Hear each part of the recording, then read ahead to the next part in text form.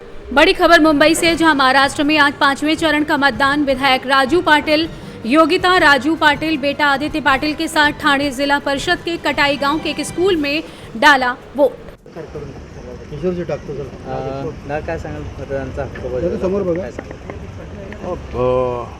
गेल्या 3-4 वर्षापासून मधल्या काळात कोविड होता, निवडणुका झाल्या नव्हत्या आणि मतदानाची संधी मिळत नव्हती, कारण पालिका वगैरे निवडणुका तशाच राहिलेल्या होत्या। मला वाटतं 4-4.5 आमदारकीनंतर 4.5 वर्षानंतर आज मतदानाचा योग आलेला आहे। तसा मी बजावला तसाच अनेक ठिकाणी लोकांमध्येही उत्साह दिसतो मतदान बजावण्याचा, आणि मला वाटतं यावेळेस टक्केवारी वाढलेली दिसते। आपण जर बघितलं अनेक भागामध्ये ईव्हीएम मशीन सकाळपासून बंद झाल्या होत्या, त्यामुळे नागरिकांचा एकच गोंधळ होता। कसं आहे, आता एवढी मोठी ही प्रॅक्टिस आहे, 140 करोड लोकांना मतदानाचा हक्क यांच्यामध्ये जाऊन सगळं हे करायचं आहे, अशा काही गोष्टी होत असतात आणि काही ठिकाणी लोकांची जागरूकता कमी पडते की निवडणूक आयोग सातत्याने कार्यक्रम जाहीर करत असतो, ऐनवेळेस जाऊन मतदार याद्यांमध्ये नावं शोधा किंवा हे काही कार्यकर्ते पक्षांचे जातात, परंतु सर्वांपुढे पोचू शकत नाही। अशा वेळेस लोकांनी जर मतदानाचा अधिकार बजावायचा असतो त्यांना, तर त्या थोडा आधी तयारी करायला पाहिजे। मला वाटतं बऱ्याच सोयीसुविधा ऑनलाईन पण निवडणूक आयोगाने करून दिलेल्या आहेत, हळूहळू सुधारणा होईल याच्यात।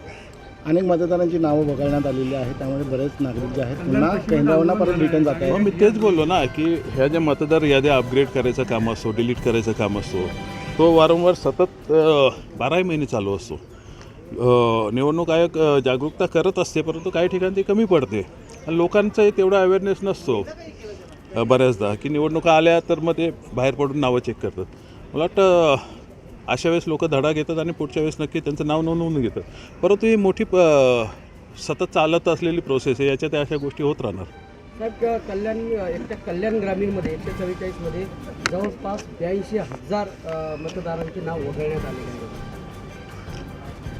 मला वाटतं या याद्या फिल्टर केलेल्या आहेत। तुम्ही बघाल तर दिवा विभागात बरीच नावं दुबार होती। म्हणजे मी एकदा आम्ही असंच एक ड्राईव्ह घेतलेला माझ्या इलेक्शनच्या आधी, तेव्हा एक नाव मला 168 वेळा दिसलं। काय मिस्टेक होती मला माहीत नाही। तर अशा याद्या अपग्रेड होत आहेत। ही जी लक्षणं आहेत ही चांगली आहेत, याच्यात वाईट निगेटिव्ह घेऊन काही अर्थ नाही आहे। ज्या याद्या अपग्रेड होत आहेत, फोटो येत आहेत, त्यामुळे काही नावं वगळली जात आहेत, त्यामुळे चांगलं आहे। कुठे ॲडिशन पण होत आहेत, त्याचा कोणी गैरअर्थ घेऊ नये। आव्हान आणि मतदारांना काय आव्हान करा? नाही, मी सकाळी 7:30 वाजल्यापासून आमच्या सहकाऱ्यांना फोनाफोनी चालू आहे, बूथवर कसे बसले की नाही हे सगळं आढावा घेत होतो आणि सगळे जोरात उतरलेले आहेत। मी बोललो ना, निवडणुकीची भूक असते कार्यकर्त्याला। 4-4.5 वर्ष कुठल्याच निवडणुका नसल्यामुळे त्यांच्यामध्ये प्रचंड प्रमाणात दिसते ती, त्यामुळे एक उत्साहाने सगळे आमचे कार्यकर्ते उतरलेले आहेत। 13 ठिकाणी मतदान सुरू आहे, मात्र कल्याण लोकसभा जे आहे इथे मतदानाचा टक्का 9 वाजेपर्यंत सर्वात कमी आहे। तर हा गोंधळामुळे हा प्रॉब्लेम आहे असं म्हणता येईल का? नाही, मला वाटतं लोक उतरतील। 9 नंतर साधारण येतात लोक, एकदम सकाळी पण कोणी येत नाही। 8-8:30ला काही लोक येतात मॉर्निंग वॉकला वगैरे येणारे, पण त्यानंतर मला वाटतं 12 नंतर टक्केवारी आल्यावर त्याच्यावर भाष्य केलेलं योग्य राहील, टक्का वाढेल यावेळेस।